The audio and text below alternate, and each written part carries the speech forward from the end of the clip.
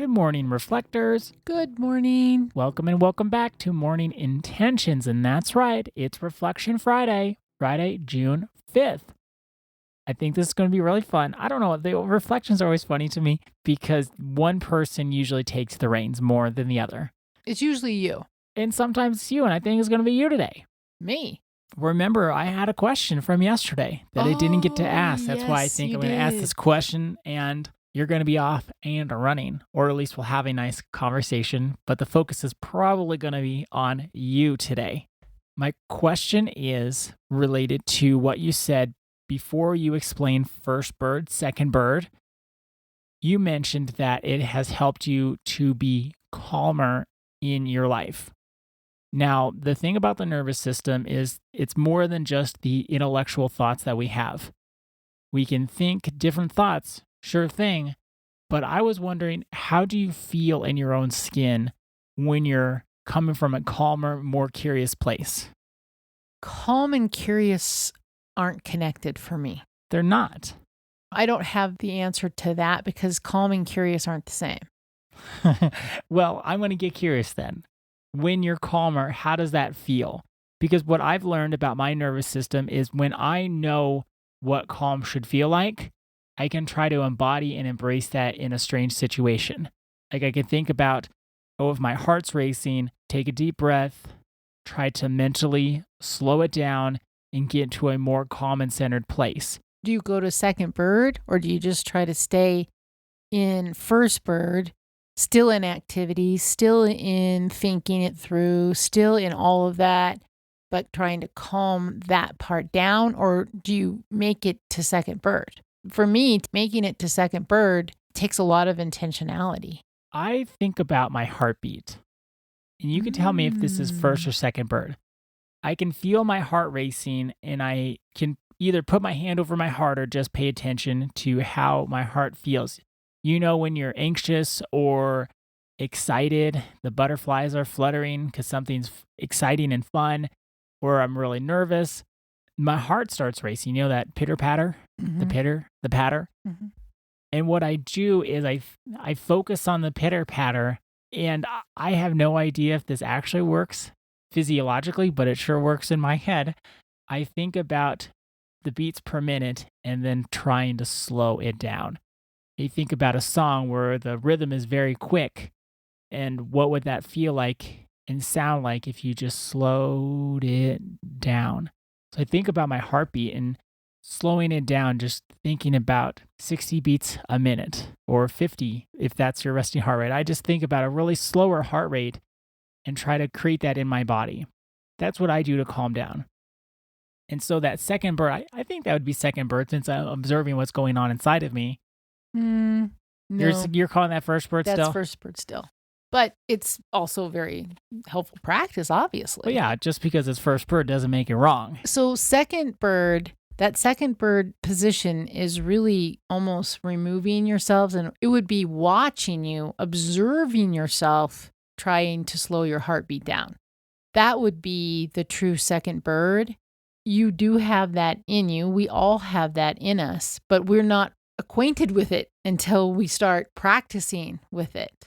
So it would be more you watching yourself try to slow your heartbeat down and not being connected or affected by whether you did it or not, whether you were successful or not. Stepping into that space, Michael Singer is the best teacher of first bird, second bird. He doesn't call it that. He calls it something else I can't even remember, but he talks about stepping into that's what he does. He talks about it as stepping into the role of the observer. And other people talk about it as becoming the witness. Becoming the witness. Yes. So this is something that we all possess, so to speak. But then if we're not aware of it, we don't know. But it is a tool. And it's a tool for getting out of our stories because we can watch ourselves when we're practicing this, getting all caught up in the story. And then we can go into shame and blame and all of that, or we can just step into the role of the observer and not be affected by it and not let it take over our experience of life. So you mentioned yesterday that going into that role of the observer, the second bird, has helped make you feel more calm. How does that happen for you? Like, what does that look like? What's the experience like? Because we can have the theoretical version of something. It's very academic, it's bookish, like, oh, and you do this and you do that, and then, yeah, you got it. But what is a real world experience of that for you? Well, I could share something very personal. Only if you want to. You don't have to get too Okay, personal. well, okay, so yesterday I had this experience that a memory from like 20 years came into my mind. It was a memory where I had gone along with a decision and I regret that. I still regret that. I was starting to go into a shame storm. Brene Brown and how she describes a shame storm, no one else can do it like Brene, but I went into a Brene Brown shame storm. And I could feel it in my body, and it was torture. I don't like shame storms. And I had one. I was lying in bed, and I thought about not being so caught up in the shame storm. I wasn't thinking about going into the role of the observer, but I did it naturally because I've been trying to practice this for so many years, trying to remove myself and just watch myself be in my shame storm. What happened is that I was overwhelmed with compassion for myself. I didn't allow the shame storm then to take over like my whole night, which I've had experiences like that. I just went into compassion because I watched myself beating myself up over this decision that I made 20 years ago. By removing myself from that shame storm and stepping into the role of the observer, going into second bird and just observing helped me to come to this place of compassion for myself. Did it help you to get curious? And what was the story you were telling yourself during that time about why you made the decision that you did? Did you get curious about what the other people in the situation, if there were any, might have thought or any of that? No, but I'm wondering if that would be the next step. I still don't really have resolution inside. I was able to go into compassion for myself, but bringing in this curiosity element, I haven't done that. Like I said at the beginning of this podcast, curiosity and calm aren't related. Maybe that's something that I could think about. That might be good. I would suggest that. I would encourage it because when we practice, we all got to practice being curious. That's what this month is all about. When we're just on the cutting edge of curiosity, it's going to feel scary. Or it could be Or if we're in our stories. nerve-wracking. Yeah, if we're in the story, it could be like, oh, I don't know what's going to happen. I'm not sure I want to do this. But the more we practice curiosity, the better we get at it.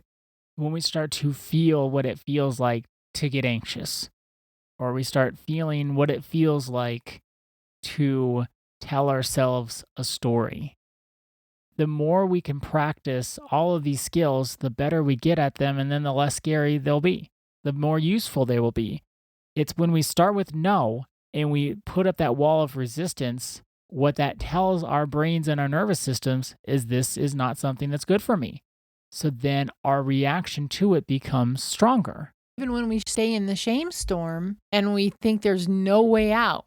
A shame storm that's like that begets a bigger shame storm. Yes. A no begets a bigger no. And that's where practice and curiosity come in. The more we can check in with those no's, the more we can look at our stories and identify them as the stories that they are. That's the observer. I'm telling myself a story right now. We are observing ourselves telling a story. And I close my eyes and try to envision what I look like, all worked up. That is a technique that has worked for me. I close my eyes to get into the second bird position to just create just a little space between what my experience is and then my observation of me in that experience.